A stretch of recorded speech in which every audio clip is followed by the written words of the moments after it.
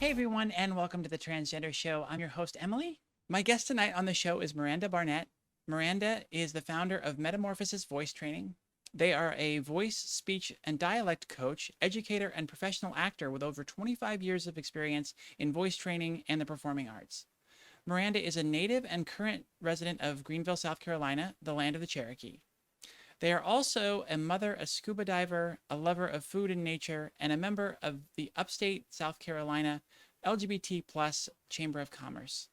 Metamorphosis Voice Training serves to encourage and uplift the queer community, center the trans community, and help individuals discover their authentic voice, thereby claiming greater confidence, a stronger sense of security, and unbridled joy.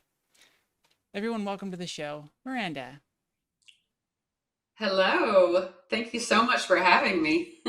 You're welcome. Thank you so much for coming on and being willing Yeah. to share your story and talk about all the wonderful voice work that you're doing.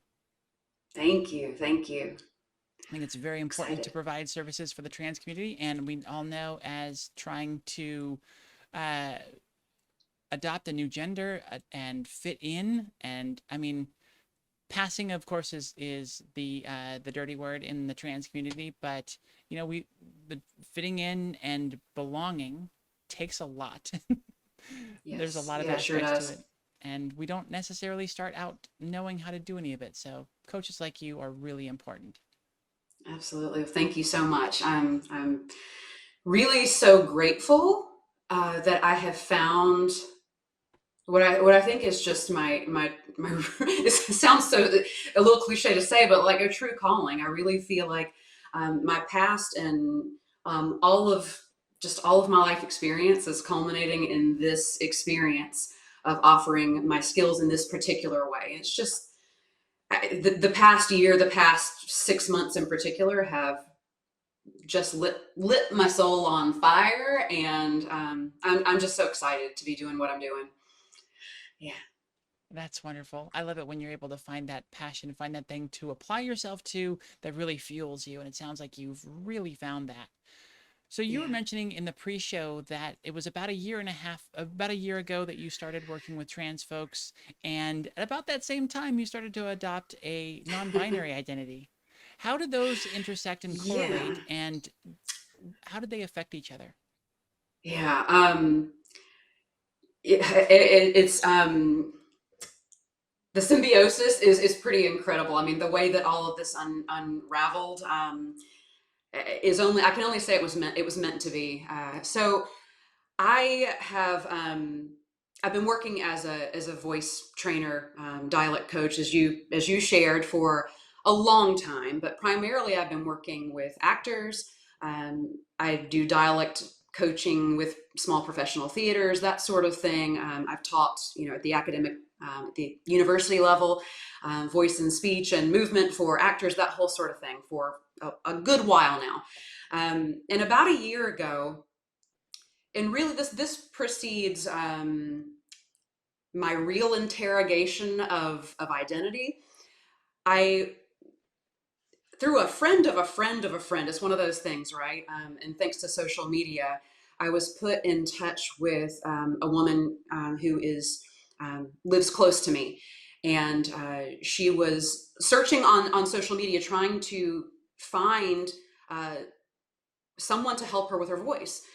Had no idea where to go, no idea where to look, and was just kind of asking the interwebs, and somehow I was connected with her, and this my friend said, this has been shared with me. Do you think that you might be able to help her, knowing what I do? And I thought, yeah, yeah, I think I can. And it was then that I realized, or it just really hit me, how great the need was, and that most people just don't know where to look for this particular service. I mean, there are people who do it.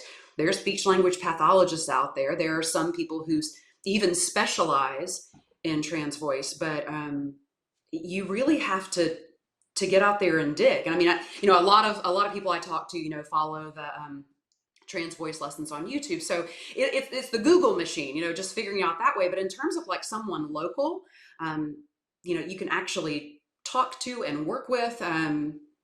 I just realized that there was not anybody really that present. So that got the ball rolling. I didn't really invest wholeheartedly in it for a while. I worked with a few clients. I tried a few different versions of, a group training and, a set program and just a variety of things because I just didn't know how to get it out there. I didn't know how to be efficient with what I was doing. And meanwhile, I was still teaching at the university. So shortly after I had that introduction, started working with these women, I, as a performer, so now we're segueing into like the personal discoveries. I had done a production of Hedwig and the Angry Inch in, let's see, well, we got shut down right before the world got shut down. So I guess that was early, what was it, 2020 when that happened? Yeah. I feel like I can't even remember exactly when all this started. It's so funny. Recently, I've had that, as an aside, I've had that same thing. Was it 2019 or 2020? It's so hard to remember these days. Yeah, but it was 2020, right? So I had done a production of Hedwig and the Angry Inch. We lost our last weekend, got shut down. Well, when things started opening back up again, which happens to have been, last fall, the theater that I work with a lot here in Greenville decided to remount that same production and open the season back up, open the theater, welcome audiences back with Hedwig. And I played Yitzhak in both of those productions. And I imagine that a lot of our community is familiar with the movie and the musical, but the character that I was playing, if anyone is not familiar, is the roadie, a band member of Hedwig, who was a East German born gay boy. And in order to escape Germany, I'm going to have to go through really shrink this story down. But ended up marrying an American officer. And this was during the Berlin Wall, the whole thing. So this is like mid 60s, right? And in order to do that, in order to marry this man, the issue came up that, well, you're going to have to undergo a full physical examination. And so basically his mother suggests that, well, you might have to have an operation in order to pass that examination. So there is a gender reassignment surgery that does not go well. Hence Hedwig and the Angry Inch.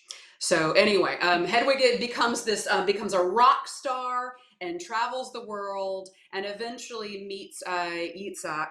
And same sort of story. They get married to get Yitzhak out of Croatia, I think. Anyway, but Yitzhak is written to be a man who is often cast as a woman, or cast to be played by a woman. And Hedwig is the misconception is that she is a trans woman, but she's really not. He is actually a gay man and is forced to kind of live this way now as a means of survival. I'm not doing a really great job of explaining this, but anyway, I'm getting to a point, I promise. So anyway, this whole experience of playing Yitzhak and having to really, for the first time, explore gender in that way. Now, I've always known that I was different. This is such a familiar story. I didn't know what was different about me. I thought that I was just, the kind of the weird only child. I've had people say that to me. I didn't know what it was, but I knew that I would have rather been in the Boy Scouts than the Girl Scouts. I knew that I was tomboy. I knew that, I was just into those types of activities that did not fit the gender norms for growing up in the 80s and 90s. But I couldn't peg it. So this was the first opportunity, and this is me at 40, I guess two the first time I played Yitzhak, where I had an opportunity to really step into someone else who was that different from what I thought that I was, um, or had been told that I always was. Let's get more specific about that. Um, so when we did this remount last year, I had 18 months to think about it and to really dig deep into that character and to think about what I would do differently and what Yitzhak meant to me. And it all of a sudden dawned on me that I was so connected to this character because that was me. Um, I knew that when I left the show at night, when I had to get out of costume, there was part of me that didn't want to do that. There was part of me that didn't want to take Yitzhak off. Um, there was part of me that was so comfortable in that middle ground. And Yitzhak's dream in the play is to be a drag queen. So I think there's a lot of like gender questions within that character, alone. And so this time, as I really investigated it, it just hit me so hard that this is not just a character. This is actually my life Hmm. that I'm investigating now. And it was one of those things. It was like once I stepped through that door, I couldn't undo it. And so that really that started the whole thing. There was the egg cracking moment, huh? It was the egg cracking moment, and I talked to a few people. I shared what I was feeling, what I was experiencing with a couple of my very closest people who are also in the queer community, and had nothing but support and encouragement. Now the hang up is that I was married to a man, and we had a 5-year-old child. My son is 5 now, um, and so there were lots of I mean, it was terrifying because I knew that I was opening the door to something that I didn't know how it was going to resolve. Um, I was terrified about the choices I was going to have to make. Did I have to make choices? What did this mean? Hmm. And it was just the more that the more I went down the road, the further I went on the journey, the more doors kept opening, and eventually it was like, this is not the life. This is not me. This is not what I want. And I knew that if I did not fully explore my queerness, if I was passive about it, then it would be a life half lived. And so that was it. And I shared that and talked it over with, my now ex. And, we tried for a little while to find a way to, see if maybe, the relationship could still work. But ultimately, as I started to understand more about my sexuality, which was inevitable. And again, I always knew, but just wasn't able to acknowledge or put my finger on, what it was. Once I really, turned that leaf over, then there was no going back. So yeah, that those things kind of happened very close together. Starting to work with trans women specifically, but just really getting involved in the queer community in a more intentional way, and then having my own experience. And that has only grown more and more in lockstep over this past year. Hmm. One of the things that really kicked off actually both of those journeys even further down the road was that, so I was working at a private Christian university. Some of the people who are watching may know this if they follow me, because it was a pretty big deal back in May. I realized that I needed to be transparent about who I am and my place in the queer community and my pride about that. And I needed to share that with the people that I was talking with and, trying to do business with and trying to help. And so I made an Instagram post to, for the first time, actually say the words, "I am queer. These are my pronouns." And it was specifically for Metamorphosis Voice Training that I did that. But the head of my department at the university saw this video and sent it to the dean of my school, of the performing arts. And basically they chose to not, they couldn't have me back. They said they could not continue to hire me and extend my contracts if that was my understanding of myself. And so I had, full class schedule for this past, for this fall's coming up. I was supposed to direct a play, the whole thing. And they pulled all my contracts. And so it was really at that moment that I just decided, okay, so the Christian university doesn't want me. Well, I'm going to take all of my resources and all of my skills, and I'm going to invest all of that into the queer community, and specifically really looking to help trans women and people on a trans feminine journey. Yeah. So that was it. It was the moment of like my fully coming out and saying, I don't care what anybody thinks anymore. My fully being out. And that was in lockstep with my decision to send all my energy and all my resources into the work that I'm doing now. So it really, that was like a 30-minute answer. I'm sorry. but it really has been just, it's been the same journey, honestly. Those two things are so intertwined that I can't really extract them. So a couple questions from that. Let's start with how has being in lockstep with working with trans feminine folks, how has that helped you in discovering more depth in your identity? Oh gosh. First of all, I've met the most amazing people. It's been just delightful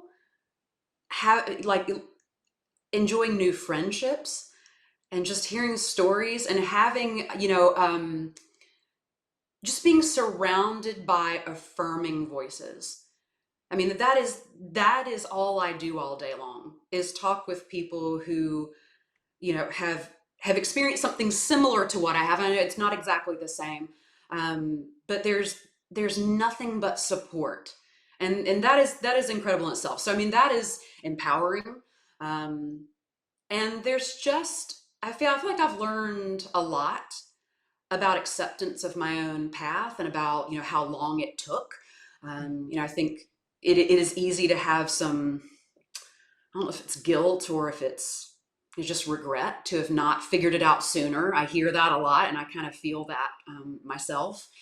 But just learning to let that go and to live from now, to live from right now in this moment, and make the absolute most of every moment that I have left.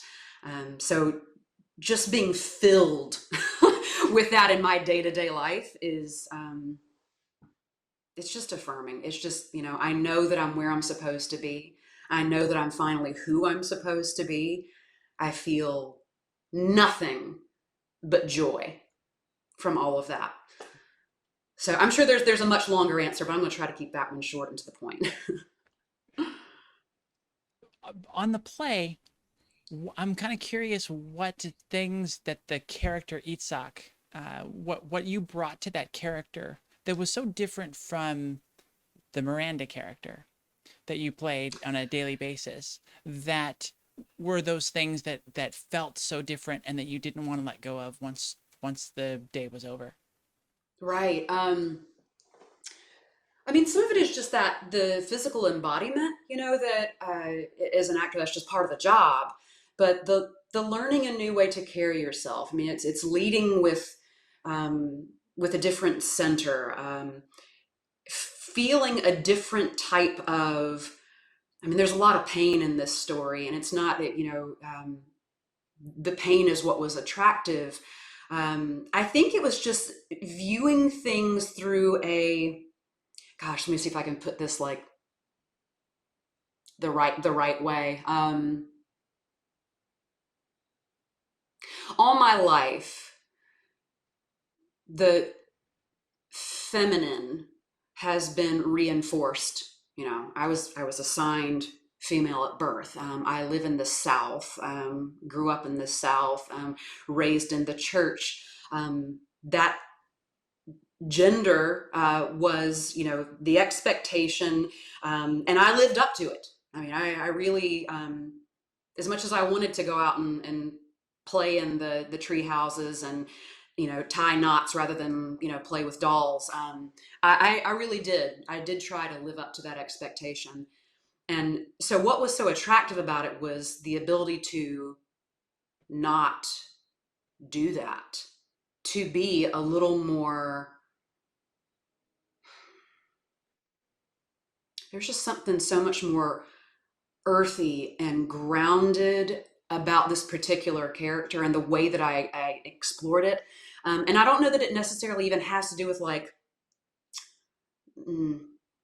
binary and binary gender. I think it was the being able to explore the in between, because my understanding of Yitzhak is that Yitzhak is non-binary. When at the time when it was written, these characters were written as, Yitzhak is a man and Hedwig is they probably would have called her a trans woman at the time. But now with the language that we have and the way that the lens that we're viewing the world through, those labels are not correct anymore. And so my understanding of this character is non-binary. And so it was the opportunity for me to not have the answers. Number one, I really didn't know what I was going to find, but to just put off the expectation that I be a woman, whatever that means, and be able to sense all of it, to sense longing for someone of the same sex, to sense longing for someone who is also experiencing a very complicated gender journey. And these are just things that I have had no permission to think about even in my life. And so it was just a space. It was just space for acceptance. And yeah, I'm sorry, it's not a great answer, but I think it was just the opportunity to explore anything that was not what I had been raised to be. Yeah, with your voice coaching experience, did you do anything with your voice? Did you drop it down any to present more masculine? Or? I really did not have to. So my voice is naturally sits in a pretty deep anyway. In fact, if you use one of those, the apps where it'll show you, your frequency range and how many hertz, and it'll tell you like if you are in a male range or if you're in a female range or an androgynous range. I usually will be in the male to androgynous range for those apps. So my voice is already like naturally pretty low. So I didn't think about that too much. Really for that exploration, it was more about physicality, about being in my pelvis, about an openness that is just different for me. I have tended to be very composed and upright and symmetrical. And so with this character was a lot more asymmetry and just having permission to do, like, what do they call it? The man spread thing, like what do they call it? Yeah. I guess just man spreading. Yeah. I mean, just, not acceptable postures for taking up space, like you said, taking up being space. Asymmetrical. Yeah. Yes, taking up space. Thank you. That's the simple way to put it. So there was just something, and not in an offensive way, just in I'm just here, I'm existing. and trying to figure out my own my own shit. Mhm. That's yeah, yeah. Did your identity, when you came out or started to kind of talk about it publicly, instantly this affected your job? How did it affect your greater family? Well, so my ex. Let's start with my ex. He tried for a little while to be supportive, to be there. Once I realized that my sexuality was more aligned, I mean, and now I pan lesbian is how I the language that I guess I'm using to really understand myself. But once I clued into that, then obviously he that was not going to go well. He's having a really hard time. We don't have a great relationship right now. I hope that eventually we can return to having a friendship and being great co-parents, of course. My parents both passed away in 2014, Mm. so they're not here. Although I firmly believe that they would be supportive. I know my mom would be, and I think my dad would be too. But I am an only child, so there are no siblings. Now, I did have a large extended family on my dad's side, and that is a mixed bag. Okay. I have some who are like really supportive, and then I have some that I have not spoken with since. And that's on both sides. I have not reached out to them, and they have not reached out to me. And I know there's a lot of fear there, but I think for most of the family, it's coming along. It's just I don't know that I would ever feel super comfortable being like really out and proud. I'm not sure I'm going to wear the the t-shirt that I wear to Pride over to a family gathering, but I think some of them are coming along, and some of them are great. So I'm doing the best I can with it. It's been hard. Did you have anybody Yeah. that accepted you or supported you in a way that you weren't expecting? Yeah. I wouldn't say it was unexpected, but I did about maybe 6 months into like having been having come out. I got, I guess it was an email or a messenger message from the pastor of the church that I basically grew up in. And now I've always known him to be pretty progressive and you know forward thinking. His daughter is now clergy, and she works a lot with the queer community. So there's that family is very with it. But anyway, he sent me a message, and he just said that he had heard about my story and my experience, my journey through actually one of my family members, and he just wanted to encourage me and say that you're okay. God loves you, and that was, like I said, not unexpected, but just really cool to out of the blue have that little, you know, pat on the back. Hmm. Yeah. Yeah, especially since your Christian university rejected you, to have someone within the Christian organization support you Yeah. is very nice. Was Yeah. there any kind of period of struggle for you in accepting this new identity? Did you wrestle with this at all before you came out with it, or was it one of those where it just sort of a lot of things fell into place for you and it was easy? I don't know that I would say it was easy, but things did fall into place.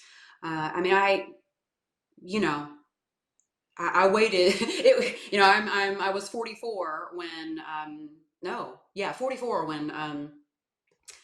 when I finally, acknowledged and was able to see myself, truly. And I think there were some fears, of course, about, particularly because I was in a marriage in a hetero marriage, because I had a child, because I do know that some of my I knew that some of my family were going to have a hard time with it. I mean, there were definitely some fears and some trepidation about really, really coming fully out. But I guess at the point when it wasn't ever a question of, am I just gonna stay in the closet? No, I think I knew what I wanted. I knew what I had to do. It was just a matter of it kind of unfolding slowly. And the way that I did it, I don't even know it was really that intentional, but it was just, I just started living it. I mean, really. Honestly, I think with some of the promotional images that came out from Hedwig, I think there might have already been some suspicions and some, I don't know, rumors maybe. But I mean, I think just the way that I was kind of, beginning to live my life probably spoke, ahead of my words. So that made it a little easier, honestly, because then it was like, well, people know. All I have to do is just just say it officially at some point, which I did. And then I got, fired. So what are your goals look like for your transition, or for your, not your transition, but for your journey? Is there anything that you have in mind, journey or gender specific, that you Mm, want to do or explore more of? I don't know. A lot of the physical things really happened during the pandemic. So, I had the first run of Hedwig. That was when a lot of the questions started kind of coming up. And I'll tell you the progression of, without even realizing what I was doing, um, I was coming out as like, the months rolled by in that year. So the first thing that happened was I got some piercings, and had just been in this punk musical, and I couldn't shake it. I wanted to be pierced. I just wanted to live that life, and so I got some piercings. Um, but still essentially very, long hair, very femme presenting, and the next thing, make sure I get these out of order. The next thing, well, I had breast implants for 19 years. Again, living up to somebody else's expectation of what I was supposed to be. And I'm sure at one time, I wouldn't have done it if I didn't. I guess I didn't want that in some way. But after 19 years, and especially where I was at that point, I was like, this, I do not feel like myself in my skin. And I knew that at some point I was going to have to probably have a revision or have them exchanged or something. And that was the point where I was like, I just want to take them out. I just want them gone. And, um, and so I scheduled that surgery, and I had my implants removed. And for me, that was the first like huge euphoric moment when my body changed in that way, and I like was able to wear like, clothes in a different way, and I saw myself in the mirror like that. I mean, it was profound, and I felt like, oh, I'm something is this is right. So, had the piercings, the boobs went, and then I guess the next big thing was I got my hair cut. And the haircut is always the thing. And um, so this was now nearing up to the remount of the show. And I've been thinking about all these things, and I messaged the director, and I was like, listen, I have these feelings about how this character needs to look. And I said, I will cut my hair if you'll let me do it. And I sent him some images, and, with like, short and undercut and the whole thing, and just very punk. I was just like so excited about it. And I got my hair cut, and my best friend, who is actually a drag queen in real life, but would happen to be playing Hedwig in that production, uh, after the fact looked at me and it was like, you said you're going to get your hair cut. I didn't know you were going to get the cut. And I didn't know there was a the cut, but apparently there is a very a queer, non-binary, lesbian cut that is exactly what I wanted and exactly what I got. So I got the haircut and the whole thing. It's just like one step at a time, one thing more, and um, it just added up to this image of like, oh, there you are. Hmm. And so once I had done that, then it was kind of like that answered the question for me. It's like I was experimenting and then just kind of figured it out once I looked in the mirror one day and I was like, okay, this is who you are. And my hair's only gotten shorter since then. And it's, and I love it. I've never felt more like myself. So yeah, yeah. I always ask this question to after asking about dysphoria, and we can talk about dysphoria if that's something that you feel that you experience from time to time. But the follow up question to that is always, what do you do to find comfort and validation in your identity? Like, you're having a day where you're feeling kind of down or whatever. You like, I just need that. I need to feel me, this newer version of Mm. me. Do you have anything like that you do to like kind of kick that up? Yeah, I don't think about it too often because right now with work, I mean, I'm just at home almost all day long.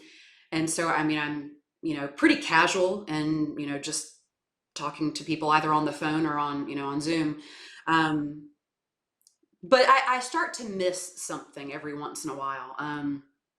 And I think what I miss is that slightly more fuller expression, I guess is what I'll say. Um, that takes me back to a little more punk, a little more, just a little bit edgier. And so, yeah, if I just decide, okay, I'm going to actually put on, the skinny black jeans and the muscle tee, and I'm going to do some dark eye makeup, and I'm going to, mess my hair up. I feel really good. I feel really good about myself. So it's just, yeah, I think it's that, like just taking a little time to dress up, right? Hmm. Um, I mean, most days I kind of look like I do now. I'm just very, you know, middle of the road. But it is fun to go back to Yitzhak sometimes. That really does it for me. Oh, that's Yeah. great. So you've got this character that you've actually played and you've got some of the roadmap for it. And you're like, I'll just dive back into that and Yes. recenter on that. It's so fun. Yeah, I love it. That's great. Um, so are there any things that you have struggled with or any hurdles that you've seen in coming into your own and finding yourself other than, your relationship? I think I think the biggest questions I have are mostly centered around parenting. Um, you know, and he's going to be 6 in December, so he's little, but we talk about, I try to talk with him about gender and sexuality as, in the ways that I feel are good and that he can understand right now. Um, I think my biggest concerns are about just helping him to understand um, how unique and wonderful people can be. And growing up again here in the South, and particularly for him being a good-looking, able-bodied white boy, um, I really have to be intentional about making him see other perspectives. And so I guess that's, I do wonder a lot of times if I'm doing enough, if I'm doing it the right way, if I'm am I helping him to understand? Is he going to be, are the other voices in his head going to make him feel embarrassed of me one day? Is he going to be teased at school? I mean, all those things, of course, fears come up, but that's probably the biggest area where I experience a little bit of I struggle and that I'm not confident. Um, yeah, and then just also making sure I give myself permission to continue to evolve, and to know that just because I have certain terms now, certain labels that feel good, that I don't have to stay, you know, I don't have to commit to those for the rest of my life. Like I can, that terminology can change, and I just have to remind myself of that sometimes. That we have the right to revise always. So I guess those would be the biggest challenges. One of the questions I like to ask near the end here, is there anything that you feel like you've been able to accomplish because of your new gender awareness? Is there anything that this has unlocked for you? Oh, so many things. I mean, where do we even start? I think that the biggest thing is the community. I mean, I have always been considered myself an ally. Um, but I've have a lot of friends, and of course, being an artist, being an actor, I'm adjacent to the. I have always been adjacent to the queer community, but I I think the way I'm experiencing community now is just so gratifying and fulfilling, and I'm so excited for that to grow, to become more involved at the local level. So there are several organizations here in Greenville that I've been able to lead some workshops for, and to start becoming a voice, as a voice trainer, in my local queer community. I really want to be an advocate. I want to get more involved in activism. And I mean, I just, my own understanding of myself now just gives me access to to people that I feel so much more in line with. Hmm. I no longer feel like I'm on the outside looking through the window at the rest of the world. Like I feel like I'm now a part of something, and I I belong. I deserve to be there. I love the others that are there with me. I guess it really just has allowed me to expand my sense of empathy even further. It allows me to help allies, or even those who are in opposition, to maybe understand a little better, to open some awareness, some perspective. Um, I mean, I think the list is endless, because that identity is everything. It is how I engage in my life, and I mean it's in everything that I touch. Yeah. What is your favorite thing that you've learned through your journey, either about yourself or the world around you? Oh gosh.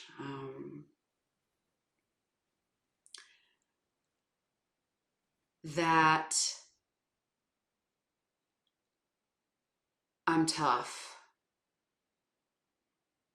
I think I would have always underestimated my strength, and this, like, unequivocally, like I know now what I'm made of. I know what I'm capable of, um, and I'm no longer fearful to express myself, to be who I am. And these are some of the things that I'm so excited about, helping other people to discover for themselves. Yeah, that's got to be the biggest thing. That fearlessness. Hmm. Yeah. And what advice do you have for young or closeted trans or specifically non-binary folks out there?